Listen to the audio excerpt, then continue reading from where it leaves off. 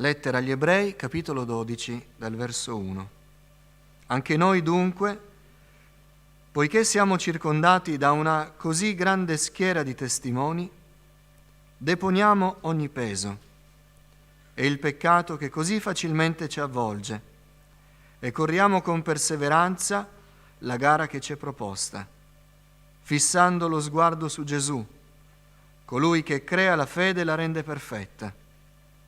Per la gioia che gli era posta dinanzi, egli sopportò la croce, disprezzando l'infamia, e si è seduto alla destra del trono di Dio. Considerate perciò colui che ha sopportato una simile ostilità contro la sua persona da parte dei peccatori, affinché non vi stanchiate perdendovi d'animo. Signore, aiutaci a ricevere la tua parola e uscire da questo luogo, Signore, avendo ben chiaro che cosa dobbiamo fare ed essendo determinati a riportare la vittoria nel nome di Gesù. Signore, grazie, perché Tu hai vinto e il Tuo popolo è un popolo vittorioso. Aiutami, Signore, a condividere quello che hai messo nel mio cuore, perché ogni Tuo figliuolo sia edificato dalla Tua santa, divina e benedetta parola. Te lo chiedo nel nome di Gesù. Amen. Accomodatevi, fratelli. Prima di meditare questo brano, ve lo voglio leggere in una versione antica, una versione che ha 400 anni. Ora, gli stranieri tra di noi che ancora stanno facendo i salti mortali con la nostra lingua complicata, probabilmente avranno bisogno un po' della traduzione di questa versione. La traduzione di questa versione è quella che abbiamo letto, per cui poi, se la volete, ve la faccio avere e la confrontate.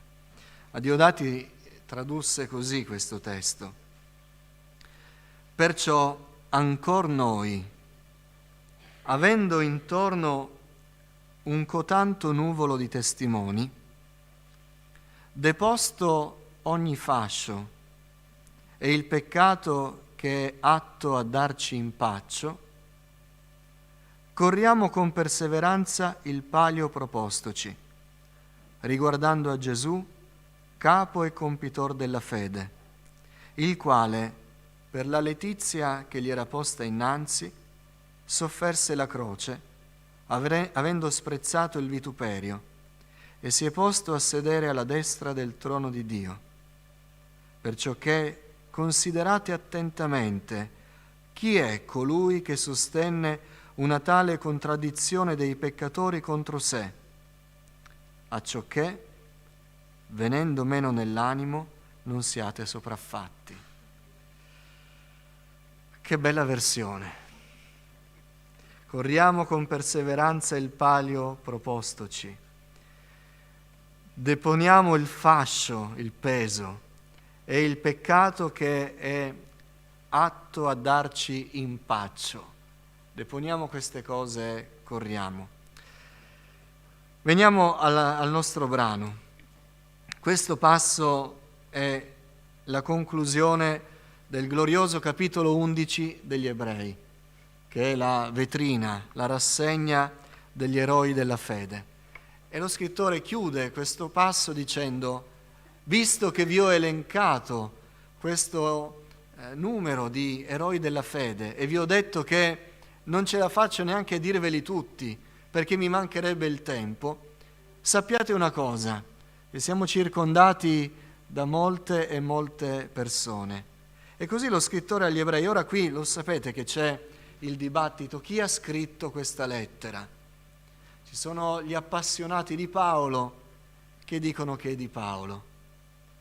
Ci sono quelli che dicono che è di Barnaba, quelli che dicono che è di Timoteo, quelli che dicono che è di un altro collaboratore. Non lo sappiamo precisamente. Rimarranno sempre ipotesi. Un giorno lo sapremo quando saremo davanti al Signore. Ma mi pare di comprendere però che se non è Paolo, è sicuramente un uomo che è stato con Paolo ed è stato molto influenzato da Paolo, perché questa mattina parliamo di materia mia. Ora io so che in questa comunità ci sono ultra esperti dell'orto. Voi sapete che ci avviciniamo alla primavera e sapete che come ogni primavera ci avviciniamo anche ai miei nuovi racconti delle disavventure di Corrado nel suo giardino. Perché lo ammetto, fratelli, riguardo a giardinaggio, orto, io ho il pollice nero, non sono un esperto. Ma parlare di corsa è roba mia. E questa mattina parliamo di materia mia, parliamo di corsa. E perché dico che probabilmente lo scrittore agli Ebrei sicuramente è stato nell'ambito, nelle frequentazioni dell'Apostolo Paolo? Perché mi viene da pensare che probabilmente anche l'Apostolo Paolo, nel suo passato, nella sua gioventù, aveva corso. E non corso così per il tempo libero, aveva corso facendo gare. Perché Paolo nel Nuovo Testamento che parla continuamente della corsa, ne fa riferimento in modo professionale, in modo agonistico. Non parla soltanto dell'attività di correre, ma parla della corsa agonistica, della preparazione, di che cosa avviene nella corsa. E qui lo scrittore agli Ebrei, se non è Paolo, è sicuramente uno che ha sentito Paolo, perché parla della corsa nello stesso modo. E dice: corriamo con perseveranza o pazienza la gara che ci è proposta. Sta parlando anche lo scrittore agli Ebrei di questa corsa. La vita cristiana è paragonabile a una corsa. Noi siamo stati introdotti in una corsa ed è una corsa che ci è stata proposta. E noi abbiamo accettato di correre questa corsa, di fare questa gara. Non siamo stati obbligati, non ci hanno buttato dentro, ci è stata proposta. Il Vangelo ci è stato proposto. Qualcuno ci ha parlato di Gesù, ci ha fatto un invito e noi lo abbiamo accettato. È così o no? L'abbiamo accettato. Ci è stato proposto e noi abbiamo accolto l'invito. È strano quando qualcuno se la prende, perché in mezzo alla corsa arriva il pastore, o arriva qualcun altro, arriva il papà, la mamma, arriva il nonno, arriva il figlio per il padre o la madre che zoppicano nelle vie del Signore ed esorta ad andare avanti nella corsa, quasi a dire: ma chi sei tu? Cosa mi devi dire? Fratelli, la corsa ci è stata proposta e noi abbiamo accettato di correrla, o no? Nessuno ci ha obbligato, nessuno ci mette il peso. Abbiamo accettato di correre questa corsa e la vogliamo correre fino alla fine. Amen. Abbiamo iniziato a correre. Attenzione però, noi dobbiamo correre la gara che ci è stata proposta. Ma tante volte vediamo correre alcuni gare che non sono state proposte e corrono e si stancano e perdono. Gare che non sono state proposte e poi rimangono confusi perché non arrivano alla gara proposta. Non corriamo le gare che non sono state proposte, non corriamo gare che non ci porteranno alcun bene, perché nella strategia di cui stiamo per parlare incidono, e adesso lo vediamo. Questa è una gara, e ora parliamoci chiaro, è una gara che dobbiamo vincere. Amen. In questa gara non vale l'importante partecipare. Voi sapete che sapete, chi ha parlato con me di sport, quando vince la mia squadra, quando vinco io, o quando abbiamo vinto, quando vincono gli altri, abbiamo fatto una figuraccia, io dico: ha vinto lo sport, perché non accetto che la mia squadra perda, insomma, tutti vogliono vincere. Quindi partecipare, l'importante è partecipare, non funziona tanto.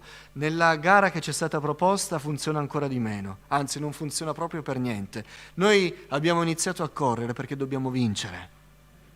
Questa gara ha senso soltanto se la vinceremo. se abbiamo partecipato, se abbiamo corso per un po', se abbiamo corso quasi tutta la gara, ma non abbiamo vinto, è come se non abbiamo corso affatto. Questa gara ci è proposta perché la vinciamo.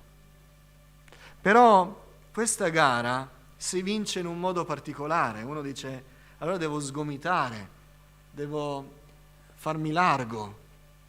Nelle gare di corsa, di resistenza, di questo stiamo parlando questa mattina, uno dice, ok, è una gara fiacca, non è una gara di sprint, no, è una gara violenta. Nella prima parte delle gare di resistenza si cerca di far fuori gli avversari, perché nelle gare di resistenza si è in tanti, ma in tanti, e all'inizio si è imbuto, e tu devi cercare con delle malizie di fare un passo cercando di sfiorare un ginocchio, di muovere un braccio cercando di muovere il braccio dell'altro, in modo che l'altro perda l'equilibrio, cada, sbatta contro qualcun altro, qualcuno cade, ne cadono tanti nelle gare di resistenza. Non è semplice. Ma perché? Perché meno ce ne sono a correre, più aumenta la probabilità di arrivare fino alla fine. E questa gara si vince, la gara della nostra salvezza, la gara proposta dal Vangelo, non si vince arrivando prima degli altri, si vince arrivando in fondo. Se tu arrivi al traguardo, hai vinto. La gara non è nell'arrivare prima degli altri, non è la difficoltà arrivare prima degli altri, è la grande difficoltà che ci consentirà di avere il premio per questa gara. La grande difficoltà è arrivare in fondo. Vince chi arriva in fondo. Non ti preoccupare se sei indietro. Corri per arrivare in fondo. Se arrivi al traguardo, hai vinto. È una gara strana, non è una gara terrena, è una gara celeste. Paolo aveva questo ben presente, parleremo probabilmente di Paolo molto perché è lui che fa la teoria della corsa nel Nuovo Testamento. Quando parla agli anziani di Efeso, lui scrive una cosa dicendo: non ve la prendete, non è un fatto personale, non è che io non vi ami, ma la cosa più importante nella mia vita è una, e dice così: non faccio nessun conto della mia vita come se mi fosse preziosa, pur di condurre a termine la mia corsa e il servizio affidatomi dal Signore Gesù, cioè di testimoniare del Vangelo della grazia di Dio. Paolo sapeva come si vinceva la gara, doveva arrivare alla fine, doveva portare a termine quella corsa. E noi vogliamo vincerla questa gara, fratelli. Vogliamo arrivare in fondo. Ancora lui scrive ai Corinzi, e anche qui è molto lucido l'Apostolo: non sapete che coloro i quali corrono nello stadio corrono tutti, ma uno solo ottiene il premio? Correte in modo da partecipare e dire ai vostri figli: quel giorno c'ero? No, correte in modo da riportare la vittoria. Non vi fate illusioni. Dobbiamo vincerla questa gara, dobbiamo vincerla. Questa gara ha delle caratteristiche, non è una gara di sprint, è una gara lunga, è lunga. Voglio chiarirlo a quanti si stanno un po' scoraggiando perché dicono: qui non ne esco più, qui le prove non mancano mai. Qui è una difficoltà dietro l'altra. Questa è una gara lunga. Perché ho detto che questa mattina parlo di materia mia? Perché questa è una gara di resistenza. Le ho fatte le corse di resistenza, non sono piacevoli. Quando sai che devi fare una corsa di resistenza, non sei contento. Perché è una gara di sofferenza, non è una gara piacevole. non sei gratificato, non senti forze in te. È una gara che esaurisce le tue forze. Chi corre in resistenza lo sa. Non c'è nessuno che fa corse di resistenza che sa, che saltellerà tutto allegro. È una gara di sudore, di fatica, di lotta, di resistenza. Ti asciuga le energie e non finisce in fretta. Ci vuole una grande forza di volontà per fare gare di resistenza, perché sono lunghe. Non finiscono mai nei primi 3/4 della gara. Il cammino cristiano è una gara, è una corsa di resistenza. Non è uno sprint di velocisti, è una corsa di resistenza. E voi potete sfogliare tutte le pagine della Bibbia e troverete continui incoraggiamenti a resistere, a perseverare, ad andare avanti, a continuare, a non scoraggiarsi, perché è una gara di resistenza. Richiede pazienza, dice lo scrittore agli Ebrei. Corriamo con perseveranza la gara che ci è proposta. Un altro traduttore dice: corriamo con pazienza la gara che ci è proposta. Vuol dire che si presenteranno delle difficoltà. Nella corsa di resistenza ci sono 2 tipi di difficoltà. Le prime sono difficoltà esterne. La corsa di resistenza si fa su ogni tipo di terreno, non è piano sempre. Ci sono delle curve, ci sono delle discese, ci sono delle salite, ci sono delle zone fangose, ci sono delle zone col terreno duro. Ci sono molte difficoltà esterne. E poi ci sono delle difficoltà interne, perché tu devi avere a che fare con il tuo fisico, con la tua forza, col tuo venir meno delle energie. È una corsa piena di difficoltà, di fuori e di dentro. Lo scrittore agli Ebrei dice: corriamo la corsa di resistenza, perché dobbiamo arrivare alla vittoria, dobbiamo arrivare al traguardo. Ora, io sto dicendo delle cose, qualcuno potrebbe dire: se fai così, invece di incoraggiarci, ci stai scoraggiando. Ma non poteva il Signore chiamarci a una gara di velocità? Mi sento veloce. Quando il Signore parla al mio cuore, sento uno sprint dentro di me. Vorrei scattare, correre subito. Del resto, 100 metri, 200 metri, finisce lì. No, la gara della fede è una gara lunga, di resistenza. Dobbiamo sapere che caratteristiche ha. Ma questo passo non ci scoraggia, questo passo ci vuole incoraggiare a compiere questa corsa. Dice lo scrittore agli Ebrei: poiché siamo circondati da una così grande schiera di testimoni. Dice lo scrittore agli Ebrei, in altre parole, a voi che state correndo, a voi che siete nel mezzo della gara, a voi a cui è stata proposta questa gara e non sapete se entrarci oppure no, l'invito questa mattina è: entra in gara e riporta la vittoria. È per la tua salvezza. Se non entri in questa gara non c'è salvezza. Dice lo scrittore agli Ebrei: altri prima di voi ce l'hanno fatta. Si può fare. Si può fare. Chi pensa che sia troppo dura, si ricordi che siete circondati da un grande numero di persone che sono già arrivate al traguardo. C'è il traguardo, non è una finzione. Qualcuno è già arrivato, siate incoraggiati, qualcuno prima di voi ce l'ha fatta. Siate incoraggiati, è una cosa fattibile. Amen. Questo ci deve incoraggiare. Poi dice lo scrittore agli Ebrei: Gesù ha corso una gara più pesante della vostra, più pesante, e ce l'ha fatta. Ora, se colui che ha compiuto una gara più grave ce l'ha fatta, voi che avete in confronto una corsetta, ce la farete. Amen. Quindi siamo incoraggiati, fratelli, si può fare. Amen. Sorella, fratello, si può fare. Non fermarti. Guarda chi è già arrivato. Si può fare. Non guardare chi si è fermato, non vedere gli altri dicendo ha ragione lui, qui è tutto falsità, qui è tutto pesante, qui è tutto difficile, qui è tutto gravoso. No, guarda quelli che sono arrivati, si può fare. Puoi riprendere la corsa.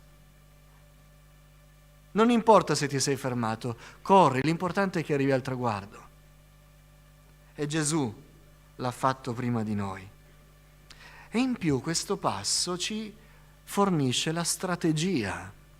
Sapete che nelle corse di resistenza non si può correre così, adesso mi sento e corro, perché a metà della gara non ne avrai più, ti fermerai e perderai. In una gara lunga e di resistenza ci vuole strategia. E il nostro divino allenatore, colui che va avanti a noi nel cammino, la strategia ce la dà. Se noi seguiamo la strategia che ci offre il Signore, noi arriveremo al traguardo. È una strategia semplice. Qualcuno potrebbe dire è scontata, è così scontata che molto spesso noi la ignoriamo. Adesso la leggiamo. È una strategia fatta di 3 punti. Il primo, uno potrebbe dire questo lo sapeva anche un bambino. Sì, ma perché non lo facciamo? Primo punto della strategia per la vittoria. Giovani, entrate nella gara del Signore. Seguite la strategia e riceverete il premio. Primo punto, deponiamo ogni peso. Questo termine è scritto solo qui nel Nuovo Testamento e significa letteralmente ingombro. Deponiamo ogni ingombro. Deponiamo ogni peso. Siamo pesanti, più siamo pesanti, più nella gara rallentiamo, fino a quando non riusciremo più a correre perché siamo sfiniti. Questa non è una strategia segreta, è la cosa più scontata che ci sia. Quanti compiono cammini di lunghi chilometri dicono che anche avere un piccolo peso di un paio di chili all'inizio ti sembra niente. Quando hai fatto 40 chilometri, quei 2 chili ti sembrano 20 chili, perché è tutto bilanciato, intanto viene meno la forza nel cammino e ogni singolo peso contribuisce a rallentare fino a quando noi siamo sfiniti. Primo punto della strategia per arrivare fino in fondo: lascia ogni peso. Lascia ogni ingombro, lascia tutto quello che ti appesantisce, lascia tutto quello che risulta un carico per te. Non riuscirai a correre, ci riuscirai per un po', ma poi non ce la farai più. Quanti pesi ci carichiamo addosso che Dio non approva? Quanti pesi? Dice il libro delle Lamentazioni: i giovani sono sfiniti, ai ragazzi il peso li fa barcollare. Quanti pesi ci stiamo portando nella corsa che ci è stata proposta? E quei pesi, fratelli, all'inizio sembra che li possiamo portare. All'inizio vorremmo fare lo sprint, ma ci vuole una strategia. La strategia ci dice: lascia i pesi. Ma ce la faccio? Lascia i pesi. Lasciali. Perché tra poco quel peso ti sembrerà doppio. È un ingombro, dice lo scrittore agli Ebrei. Non soltanto pesa, ma ingombra, ci impaccia nella corsa, ci oscura la visuale davanti. Lo vedremo perché la strategia poi va avanti. Lasciamo i pesi, deponiamo ogni peso. Di quante cose carichiamo la nostra vita, tanto che poi non riusciamo più ad andare avanti. Dice Paolo ai Galati, l'esperto di corsa, dice a tutte le chiese della Galazia: voi correvate bene, Voi correvate bene. Chi vi ha fermati perché non ubbidiate alla verità? Voi correvate bene, siete partiti bene, ma vi siete presi dei pesi e non ce l'avete fatta più. E avete dovuto fermarvi. Non ne avevate più. Dobbiamo arrivare in fondo.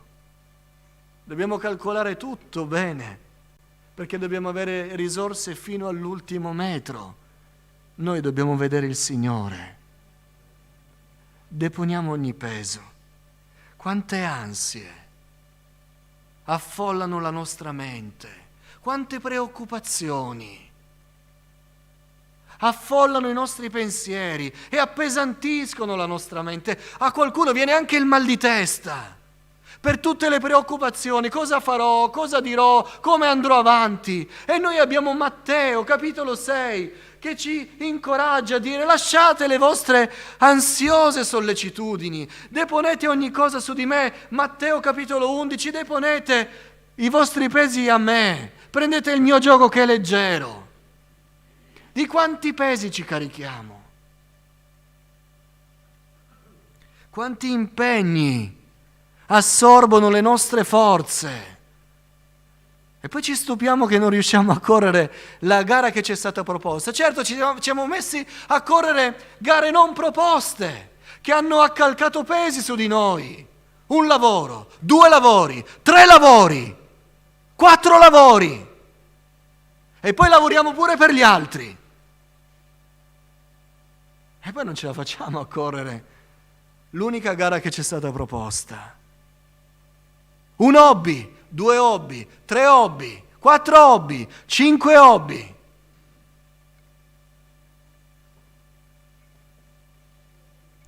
Anni fa avevo letto una statistica bizzarra.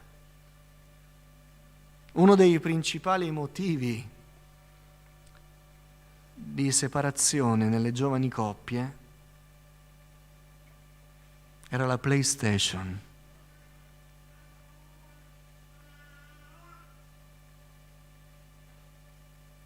Perché lo sposino si era caricato di gare non proposte. A noi abbiamo 1000 altre cose. Son pesi. Pensi di farcela, di riuscire ad andare avanti, non ce la farai. Non sono io che ti dico che non ce la farai. Vi conosco, avete molte risorse, ma è il nostro allenatore divino che ci dice: la gara la vinci se arrivi in fondo, se non hai più le forze a un certo punto inizierai a rallentare, poi ti fermerai, poi non ce la farai più. Primo punto, deponiamo ogni ingombro, lasciamolo. Più leggeri siamo, più forze avremo per andare avanti. Secondo punto, Paolo dice a Timoteo, riguardo a questo punto precedente, uno che va alla guerra non si impiccia delle cose di qua giù. Avete mai visto un soldato che va alla battaglia col trolley, col valigione, lo zaino, perché deve portare il phon, i pantaloni di ricambio, poi qualche cosina, un libro da leggere nel tempo. Avete mai visto un soldato che va così? No, l'esercito ti dice: vieni col minimo indispensabile, quello che ti serve te lo do io. Perché devono essere leggeri. Chi combatte deve vincere, perché se non vince, non è che dice ha vinto la diplomazia. Se non vinci in guerra, muori. E qui non è che la gara che ci è proposta è una gara importante. Secondo punto della strategia: disfiamoci del peccato. Il peccato non è un peso. Non è un peso che ci stanca. Non è un peso che ci rallenta. Lo scrittore agli Ebrei ci dice che il peccato io ho in mente le gare di resistenza, le corse campestri. Il peccato è come quelle radici, come quei terreni dove l'erba non è stata tagliata ed è folta.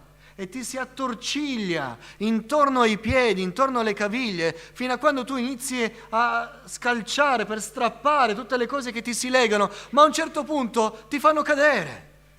Sono inciampi, sono corde sui tuoi piedi. Il peccato non inizia a indebolirci, il peccato ci affossa. Dice il testo, il peccato che così facilmente ci avvolge, Diodati dice, è un impaccio. Secondo punto, disfiamoci del peccato. Ci farà cadere. E cadi una volta, cadi un'altra volta, cadi un'altra volta ancora, fino a quando non ti ferisce al punto che non ce la fai più ad andare avanti.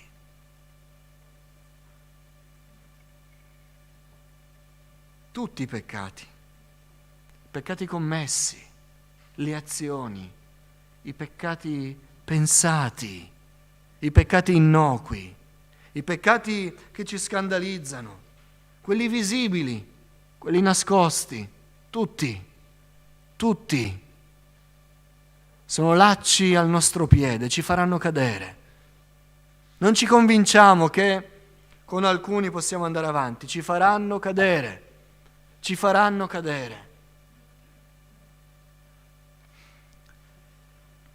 Il peccato non dà la sensazione di appesantimento. Il peccato ci distrugge, ci ferisce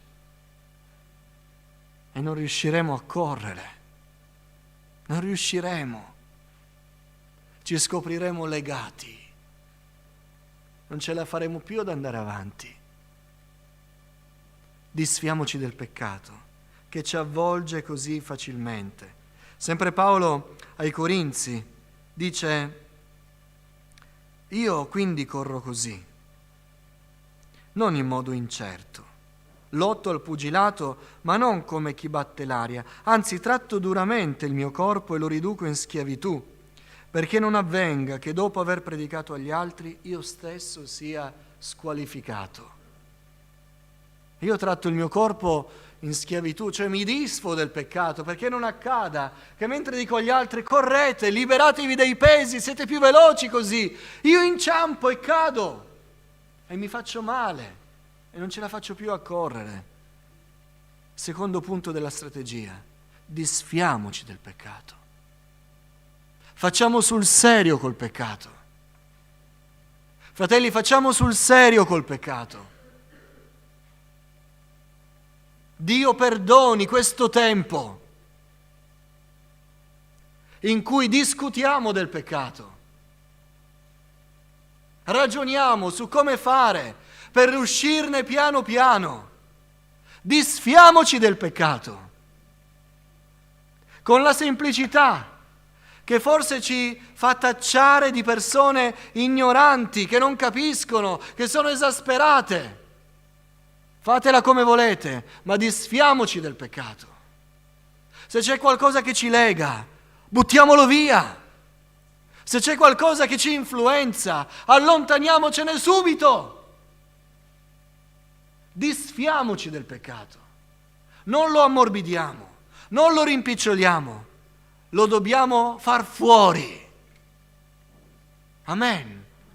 Tutto, il nostro egoismo, il nostro senso di piacere, le cose che ci gratificano, le cose immorali, le cose nascoste, le cose superficiali, tutto contribuisce facilmente. Ma vi siete mai accorti che tutto, appena proviamo a fare il bene, tutto ci assalta, tutto, per tenerci lontani dalla corsa. Appena usciremo da questo posto, subito saremo tentati di fare le cose che non ci portano il bene, ci portano il male, ci fanno scadere dalla gara. Disfiamoci del peccato. Secondo punto. Terzo punto, il più bello, perché questo punto ha a che fare con la fine della corsa, fissando lo sguardo su Gesù, colui che crea la fede e la rende perfetta. Tradotto nei termini della corsa, colui che dà le forze. fissando lo sguardo su Gesù, fissare la meta. Nelle gare di resistenza una buona strategia prevede che nell'ultimo tratto, vuoi o non vuoi, c'è un'espressione, buttare il cuore oltre l'ostacolo, perché il senso è stai vedendo il traguardo. Se sei distrutto, se non hai più forze, in una gara di resistenza, nell'ultimo tratto, non importa come ti senti, devi iniziare a correre forte.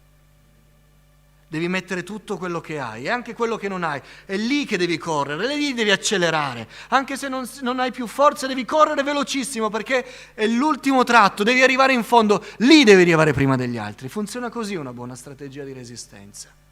Sta dicendo lo stesso lo scrittore agli Ebrei.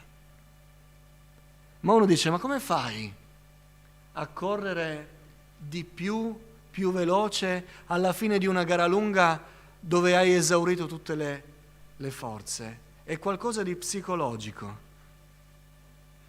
Ce la fai a correre più veloce perché vedi il traguardo. È incredibile, ma corri più veloce. E lo scrittore agli Ebrei sta dicendo, fissa lo sguardo su Gesù. Sei al tratto finale. Fissa lo sguardo su Gesù. E il termine originale nel greco dice guarda oltre tutte le altre cose in mezzo. Vi è mai capitato di essere in una folla numerosa e dover non perdere di vista una persona lontana e hai tutte le altre persone in mezzo? Non le vedi.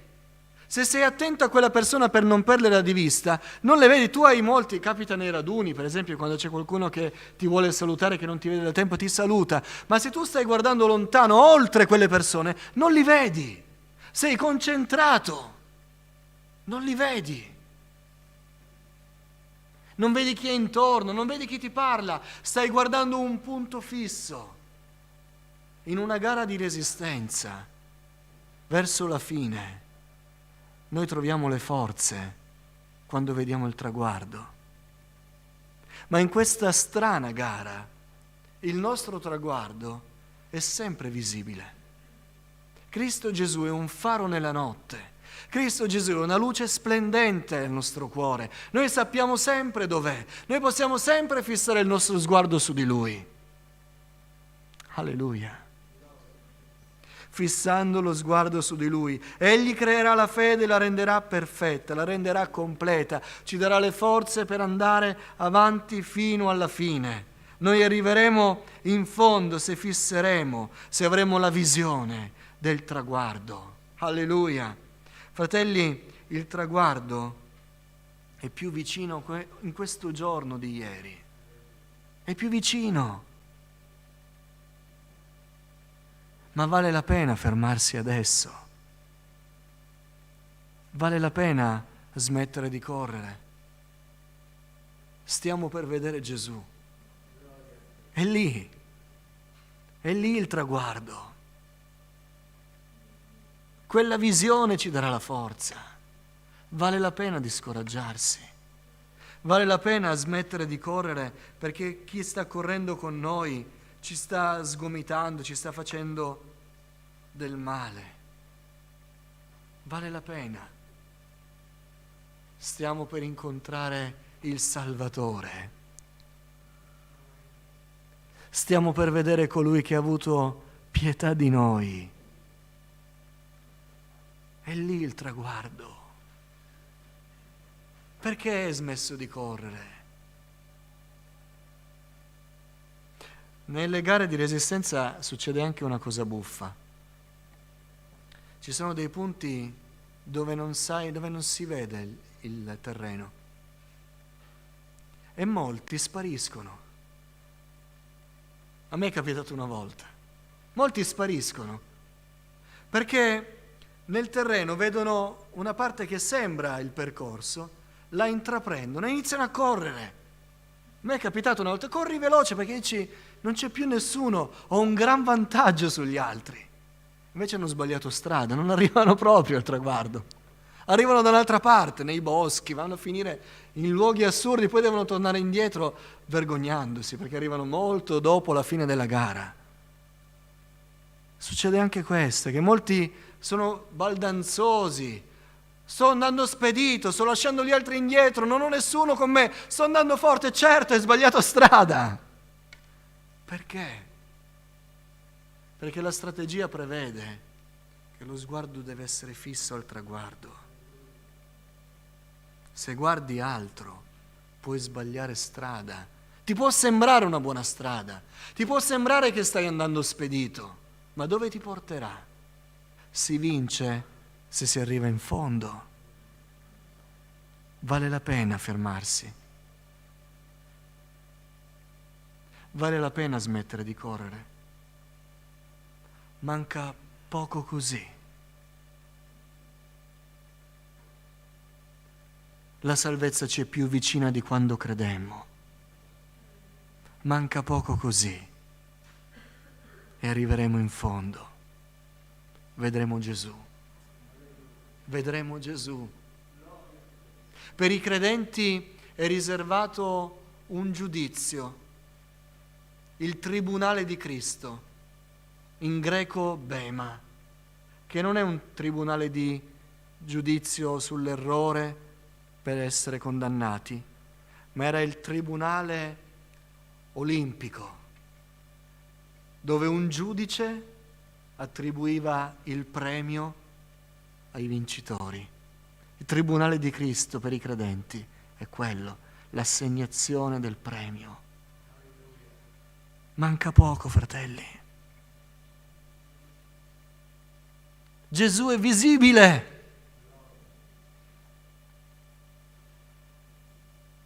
Vale la pena andare avanti. Questa è la strategia. Scaricarci dei pesi, abbandonare il peccato e tenere fisso lo sguardo su Gesù. Concludo leggendovi 2 versi. Sempre Paolo. Corro verso la meta per ottenere il premio della celeste vocazione di Dio in Cristo Gesù. Amen. Io corro per questo. Paolo, perché non ti scoraggi dopo tutte le delusioni? Paolo, perché non smetti di camminare nelle vie del Signore, nonostante i tradimenti dei tuoi collaboratori che ti hanno abbandonato? Paolo, perché non smetti di camminare nelle vie del Signore e non fai una vita dove sei un po' sereno economicamente, visto che vivi come un povero, vivi alla giornata, non sai che cosa avrai da mangiare il giorno dopo? Perché? Perché io corro per la meta, in vista del premio della celeste vocazione di Cristo Gesù.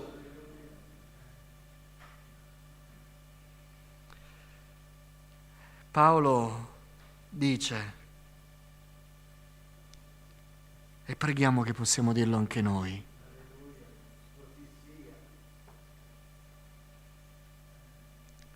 ho combattuto il buon combattimento, ho finito la corsa. Ho finito la corsa. Era un uomo che sapeva che di lì a giorni sarebbe stato decapitato. Lui poteva dirlo. Ho finito la corsa. E parlando di forze, vi ricordate? Se noi guardiamo il traguardo, nelle cose terrene è psicologico, nelle cose spirituali è spirituale. Fissiamo lo sguardo su Gesù, colui che crea la fede, la rende perfetta. Nella corsa significa le forze per correre. La fede è la forza per correre, le energie per arrivare in fondo. Non è scritto forse in Isaia capitolo 40 che quelli che sperano nell'Eterno acquistano nuove forze, corrono e non si stancano? Ora ascoltiamo la testimonianza di uno che ha finito la corsa. Ho combattuto il buon combattimento, ho finito la corsa. Domanda, Paolo, sei distrutto, sei sfinito, non ne hai più, sei arrivato all'ultimo e finalmente ce l'hai fatta per il rotto della cuffia? No, dice, ho conservato la fede. Se è la forza per la corsa, Paolo arriva al traguardo in forza. Ho forza, ho conservato la fede, arrivo da vincitore, arrivo nel pieno delle energie, arrivo trionfante, arrivo non stremato, arrivo glorioso, perché colui a cui ho guardato mi ha dato le forze per arrivare fino in fondo. Alziamoci in piedi, chiediamo al Signore di insegnarci la strategia per arrivare in fondo.